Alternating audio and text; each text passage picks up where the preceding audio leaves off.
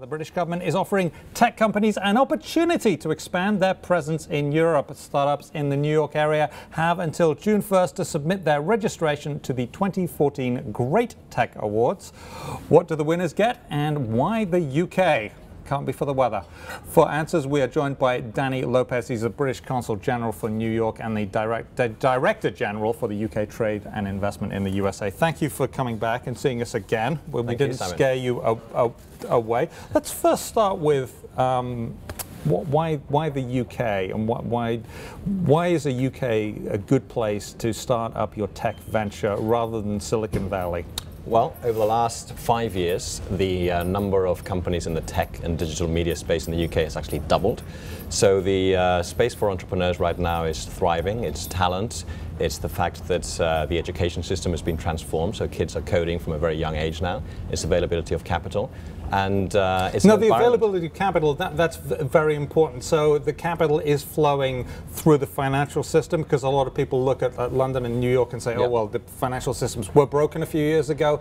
They're repaired, is what you're saying in the UK. The environment for entrepreneurs right now is really strong. Clearly, the VC space is very different to what it is in the US. That's venture capital, right? Yes. So the valuations in the UK are probably less aggressive than they are over here in the US. But over the last few years, as I say, it's been 36 IPOs alone in the London Stock Exchange over the last 12 months. It's thriving, and entrepreneurs are expanding to Europe, and when they do so, they expand to the UK, which is why we've got these awards going on. Okay, so we got the Great Tech Awards, and we got a list of the areas of competition. Let's go through these: education, finance, health, lifestyle, media, and the Internet of Things. Let's go with the education one, because it's one of those things that when education goes wrong, people squawk an awful lot, don't they? When the kids can't write or add up, folks just go nuts. You know, I was reading a study the other day. 60% of kids these days want to run a business when they graduate, but actually only 12% of kids these days want to study science or technology or engineering or maths.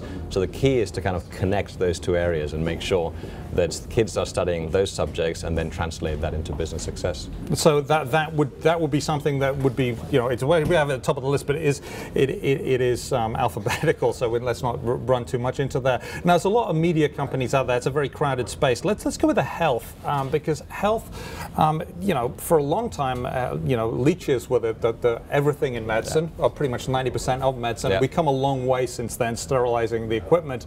What are you looking for there when you see a health startup? Well, I mean, if you take the UK, we have the NHS, as you know, National Health System. I'm alive because of it. I'm very grateful. And we're very pleased that you are. And what's great is that when it comes to big data and data in healthcare, you've got a system across the country that is uniform, which means that companies don't have to think about the difference between state and state or county and county. Actually, they have a health system that they can tackle and they can work with. But what we're really interested in is making sure that companies, big and small, in all of those sectors, come to the UK, think about the UK as a place to grow their business, and these awards are a chance for them to be able to do so. And there's some footage of the awards. Now, a lot of people know that London is a huge city. It's very expensive.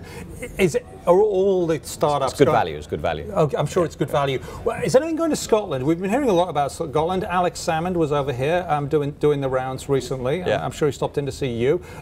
Is Scotland getting its fair share, or more than its fair share, of these tech startups? It is, and I'm really glad you raised that, because it's not just London. I mean, London is clearly a global hub of technology, but you move elsewhere: Oxford and Cambridge, life sciences and medtech; Birmingham, software and gaming; Manchester, media city, anything from broadcasting to brand work; Glasgow, software and hardware; Belfast, cyber, fintech. It really is a sort of interconnected hub of cities and clusters in one country. So it's not just London. And I should point out that Glasgow is rather close to Edinburgh, and it's also just across a little bit of water from Belfast. Thank you very much, Danny Lopez, British Consul General for New York and Director General of the UK Trade and Investment in the USA.